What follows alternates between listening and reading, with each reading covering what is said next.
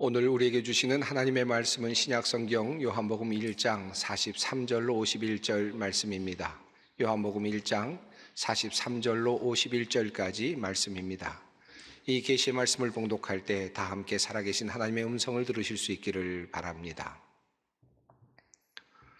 이튿날 예수께서 갈릴리로 나가려 하시다가 빌립을 만나 이르시되 나를 따르라 하시니 빌립은 안드레와 베드로와 한 동네 베세다 사람이라.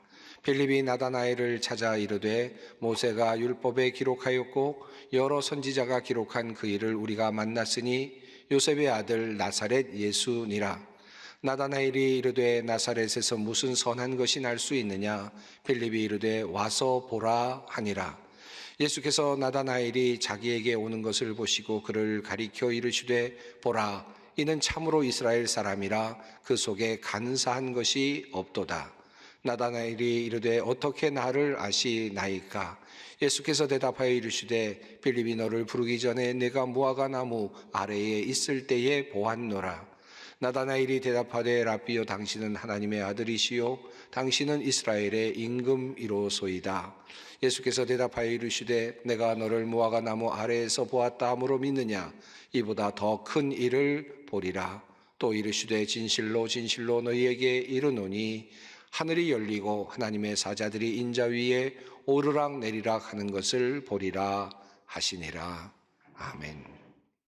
오늘 우리는 이런 질문으로부터 설교를 시작해 보려고 합니다. 우리는 어떻게 해서 지금 여기까지 와 있는 것일까요? 여러분은 어떻게 해서 이 자리까지 와서 이 예배 자리에 함께 앉아 계시는 것입니까? 아마 새해를 맞이하면서 새로운 결심을 하고, 전에는 교회 나오지 못했지만 이제부터는 교회 나와야 되겠다 다짐을 하시고 오늘부터 또 지난주일부터 예배에 참석하시는 분들도 계실 것입니다. 또 오랫동안 예배당을 늘 한 자리를 늘 정하고 그저 건강 허락하는 그날까지 그 자리 지키겠다 마음 먹고 여전히 오늘도 그 자리를 지키시는 그런 성도님도 아마 계실 것입니다. 또 온라인이지만 그래도 정해진 시간에 몸과 마음을 준비하고 그리고 예배 자리에 나와 앉아 있는 분들도 아마 계시겠죠. 자, 이렇게 우리가 신앙을 갖게 되는 이유가 무엇이었을까요? 우리는 어떻게 해서 여기까지 이르렀습니까? 각자 아마 나름의 이야기들이 다 있겠죠. 내가 긴 시간 동안 연구를 해보니까 우리 하나님이 계신 것이 분명하고 예수님이 하나님의 아들인 것이 분명히 드러났고 성경이 말하는 내용이 모두 다 사실로 확인이 되었다. 그래서 내가 예수를 믿고 이 자리에 나와 앉아 있다 라고 말씀하실 분이 혹시 계실까요? 아마 여기서 계시는 모든 분들은 아마 그렇게 대답하지는 못하실 것 같습니다. 또 성경에 나오는 모든 많은 사람들도 그와 같은 모습으로 예수님을 믿었던 기록이 거의 나타나지 않습니다. 어떻게 하면 사람들이 예수를 믿게 되었고 기독교 신앙을 갖게 되었으며 하나님을 믿게 되었을까요? 성경은 늘 우리들에게 증언으로부터 그와 같은 일이 시작되었다는 사실을 우리에게 알려주고 있습니다. 특별히 요한복음만 보더라도 그렇습니다.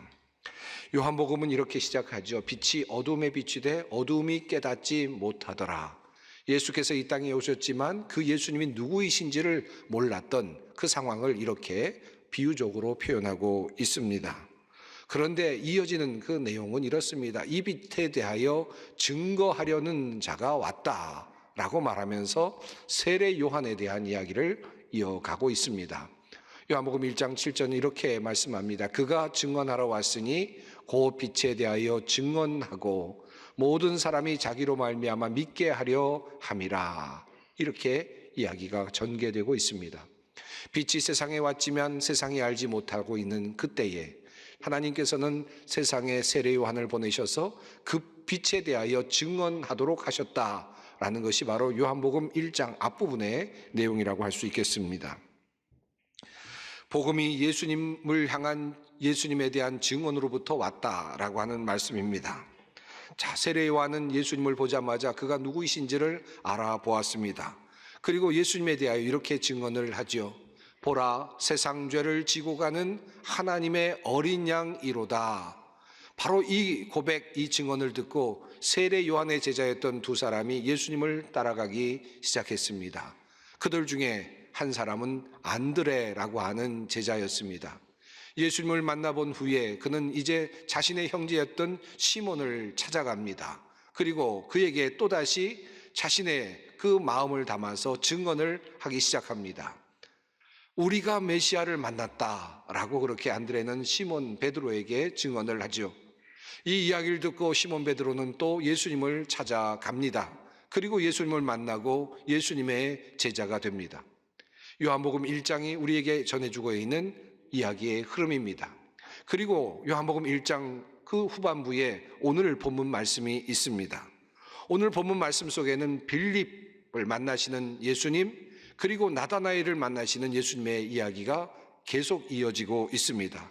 이 이야기 속에서도 증언이라고 하는 내용이 함께 나타나고 있습니다.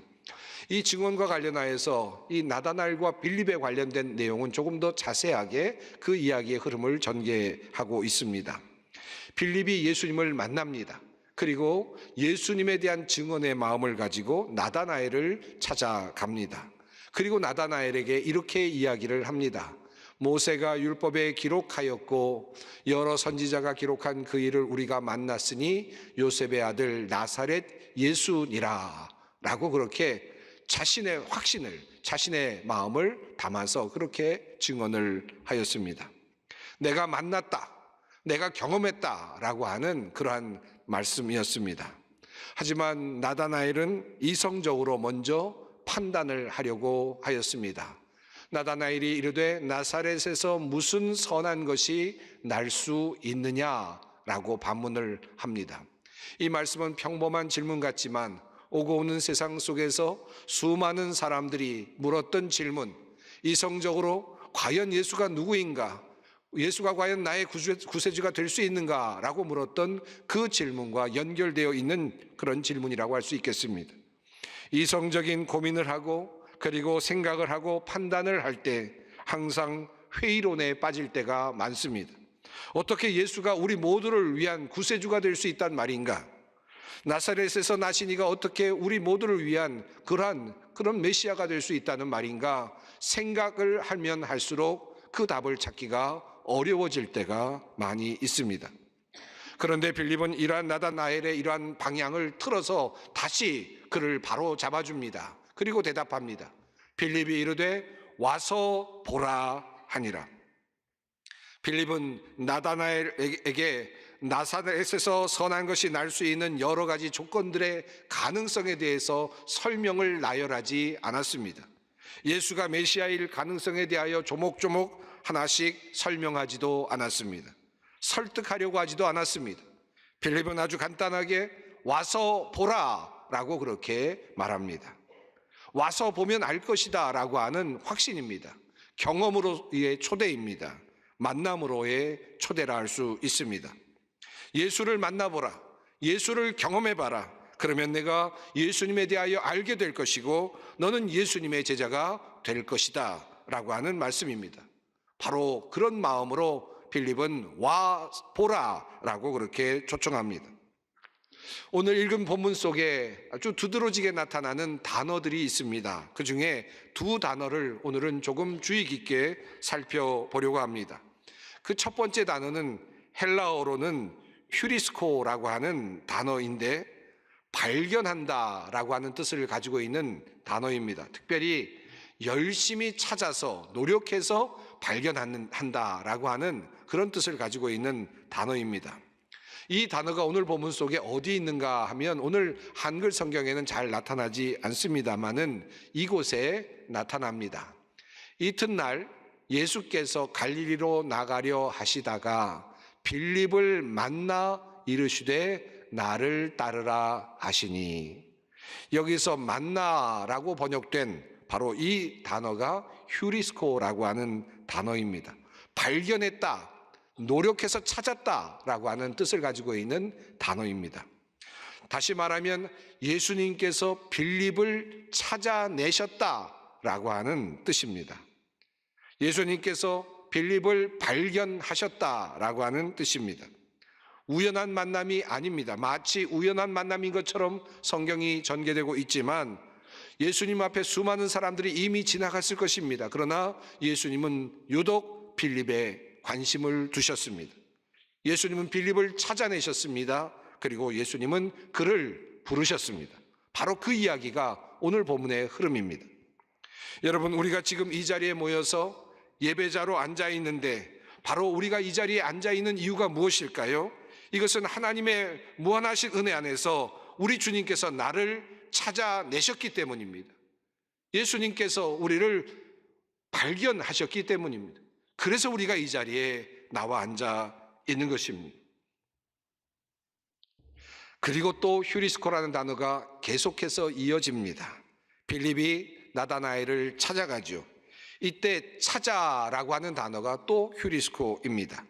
이제 빌립이 나다나엘을 발견하는 단계입니다. 빌립이 의도를 가지고 나다나엘에게 접근하고 있는 것입니다. 무엇 때문입니까? 자신이 발견한 바로 그분을 소개하려는 마음 때문이었습니다. 예수를 전하기 위해서 의도를 가지고 찾아간 것입니다. 그리고 전도를 시작한 것입니다. 이것이 바로 빌립이 보여준 모습이라고 할 수 있습니다. 그를 찾아갔다, 그를 발견했다, 그를 열심히 노력해서 찾았다라고 하는 뜻입니다. 빌립은 나다나엘을 그렇게 찾은 것입니다. 그리고 이제 빌립이 나다나엘에게 이렇게 이야기를 하죠. 모세가 율법에 기록하였고 여러 선지자가 기록한 그 일을 우리가 만났으니, 휴리스코입니다. 요셉의 아들 나사렛 예수니라. 그는 이렇게 고백합니다. 내가 찾아냈다, 내가 메시아를 발견했다 라고 그렇게 말하고 있습니다. 사실 그러나 이야기의 흐름으로 본다면, 성경이 우리에게 말하는 내용으로 본다면 누가 먼저 찾은 것입니까? 예수께서 빌립을 먼저 찾아낸 것입니다. 그리고 빌립은 나다나엘을 찾았습니다. 찾아냈습니다. 그리고 말합니다. 내가 메시아를 찾아냈다, 내가 발견했다 라고 그렇게 말하고 있습니다. 우리가 고백적으로 우리가 주님을 찾았다, 만났다라고 말하지만, 그러나 실은 주님께서 먼저 나를 찾으신 것이고 주님께서 먼저 나를 만나 주신 것입니다. 그래서 우리가 지금 여기에 있는 것입니다. 그러므로 우리가 전도를 하려 할 때에 겁낼 것이 하나도 없습니다. 주님께서 찾은 사람은 이미 주님께로 나오게 되어 있기 때문입니다. 그저 우리는 와서 보라라고 초청할 뿐입니다. 이것이 바로 전도입니다. 오늘 본문 속에 나타나는 또 다른 두드러진 단어가 있는데, 그것은 보다라고 하는 뜻을 가진 호라오라는 단어와 이두라고 하는 단어입니다. 오늘 본문 속에도 많이 등장하지만 사실 요한복음 1장 전체적으로도 많이 등장하는 단어가 바로 이 보다라고 하는 단어입니다. 여러분, 요한복음 1장을 혹시 시간이 있으실 때 한번 보다라는 단어가 몇 개나 있는지 한번 살펴볼 마음으로 읽어보시면 아마 또 다른 관점을 얻게 되실 걸로 생각합니다. 자, 빌립이 나다나엘에게 말하는 장면에서 보다가 나오죠. 와서 보라라고 하는 단어가 나왔습니다. 보라라는 것입니다. 그래서 나다나엘은 이제 예수님을 찾아갑니다. 예수님을 바라보려고 가죠. 그분이 어떤 분인지를 알아보기 위해서 예수님을 향하여 가고 있었을 것입니다. 이 초청에 응했다고 할 수 있겠죠. 자, 그런데 성경에 흥미로운 내용이 나타납니다. 지금 나다나엘이 예수님을 보려고 나가는 상황인데 성경은 이렇게 표현하고 있습니다. 예수께서 나다나엘이 자기에게 오는 것을 보시고 라고 그렇게 되어 있습니다. 그저 지나가는 평범한 말 같지만 그러나 이것은 매우 중요한 의미를 담고 있습니다. 나다나엘이 예수님을 보려고 나오고 있는데 실은 누가 보고 있습니까? 예수님이 나다나엘을 이미 보고 계시는 것입니다. 주님께서 빌립을 발견하셨던 것처럼 이미 예수님은 나다나엘도 이미 발견하고 계셨다고 할 수 있습니다. 우리가 오늘도 주님 앞에 나와 앉아 있습니다. 우리는 누구입니까? 간사한 것이 하나도 없는 순결한 존재로 지금 주님 앞에 나와 있습니까? 나다나엘이 간사한 것이 없기 때문에 예수님의 제자가 되었습니까? 성결한 모습이었기 때문에 예수님의 제자가 되었을까요? 그저 우리는 주님에 의해서 발견되어진 존재요, 주님께서 나를 보아주셔서 은혜를 입은 존재일 뿐입니다. 주님께서 나를 참 이스라엘로 그저 받아주시기에 그저 우리가 있을 뿐입니다. 죄인임에도, 속이는 자임에도, 간사한 자임에도 우리를 흠없는 존재로 주님께서 받아주시기에 우리가 오늘 이 자리에 앉아 있는 것입니다. 이것이 바로 우리의 현재입니다. 그래서 우리의 현재는 늘 은혜입니다. 자, 그런데 이보다 현대적인 이와 같은 의미, 또 속까지 샅샅이 살피시는 그러한 의미를 넘어서서 이제 또 다른 단계로 이 보다의 이 의미가 다시 나아갑니다. 과거로 이 말씀이 향하고 있음을 봅니다. 나다나엘이 이르되 어떻게 나를 아시나이까? 예수께서 대답하여 이르시되 빌립이 너를 부르기 전에 무화과나무 아래에 있을 때에 보았노라. 나다나엘이 과거 무화과나무 아래에서 무엇을 하였는지 아무도 아는 사람이 없을 텐데 예수님께서는 이미 그때부터 나다나엘을 보셨다라고 하는 것입니다. 다시 말하면 예수님께서 나다나엘을 이미 찾으셨다는 뜻이고 발견하셨다는 말씀입니다. 무화과나무 아래서 나다나엘은 무엇을 했을까요? 좋은 관점에서 또 많은 주석가들이 예상하고 상상하는 관점에서 본다면 아마도 무화과나무 아래서 나다나엘이 야곱과 관련된 깊은 묵상을 했을 가능성이 있습니다.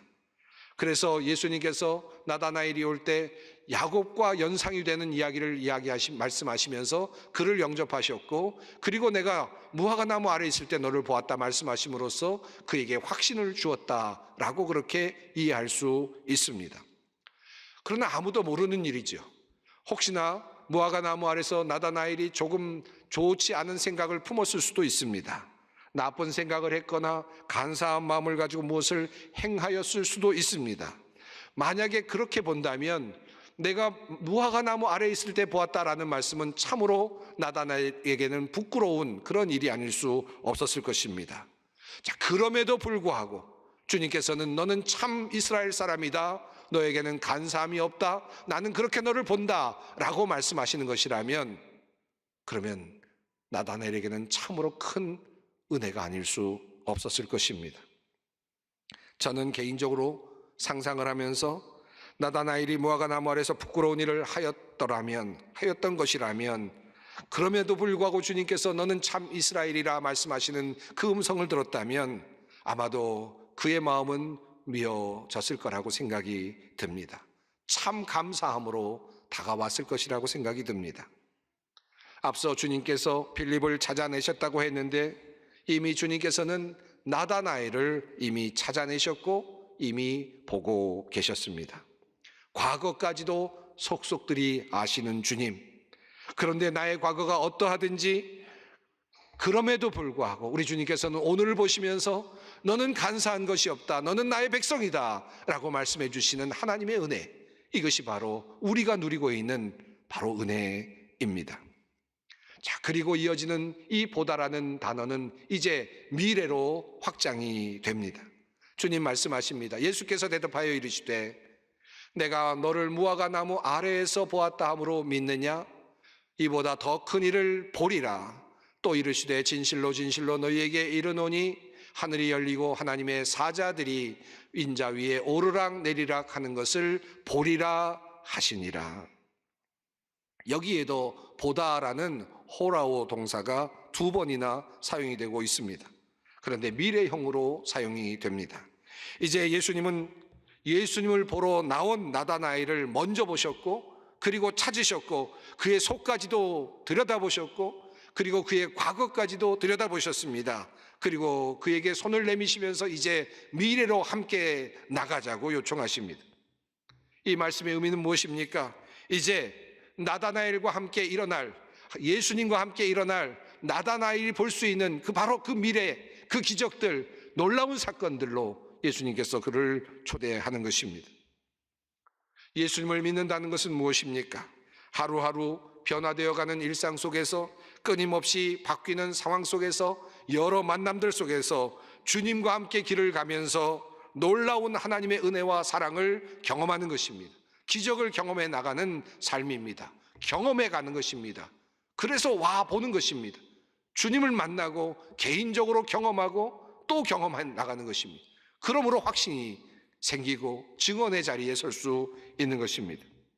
그러므로 우리의 신앙은 미래로 열려 있습니다. 과거의 경험 속에 닫혀 있는 것이 아니고 현재에 머물러 있는 것도 아닙니다. 여전히 우리는 도상에 있습니다.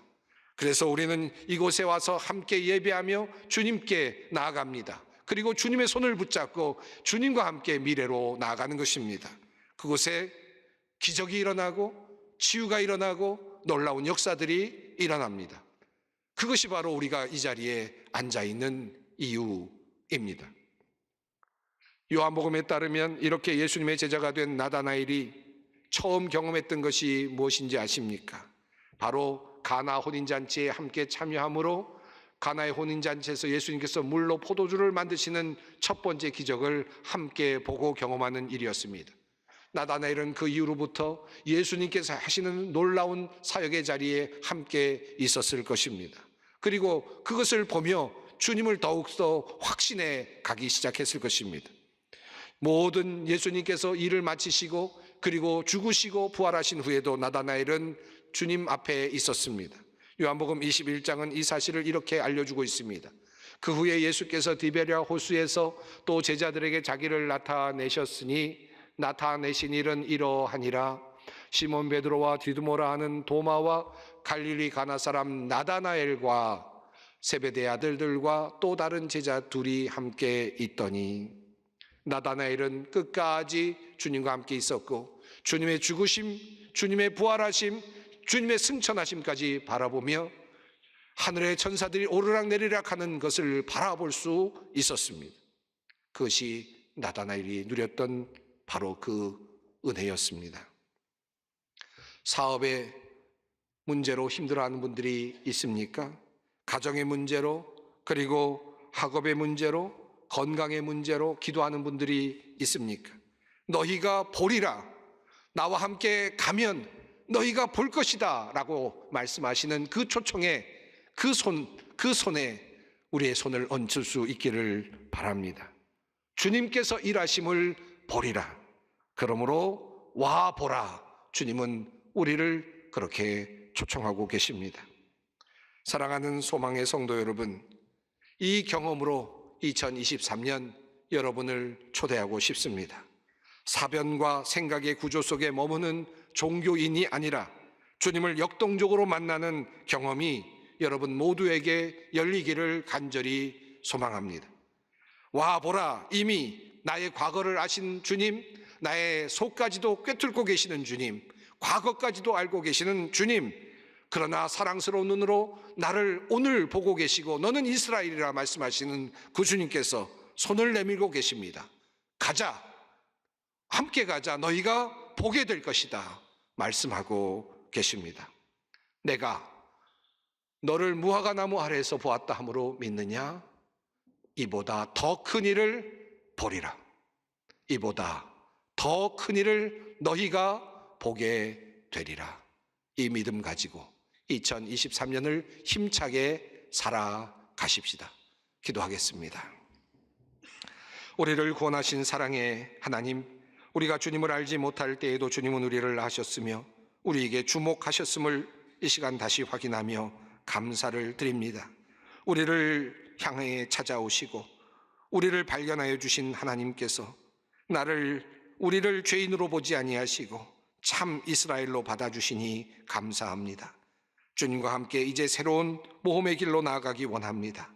주님, 우리가 주님을 따를 때의 기적을 보게 하시고 주님의 능력에 함께 하심과 구원의 신비를 보게 하여 주시옵소서. 올 한 해 우리도 주님의 증언자로 살게 하여 주시옵소서. 예수님의 이름으로 기도드립니다. 아멘.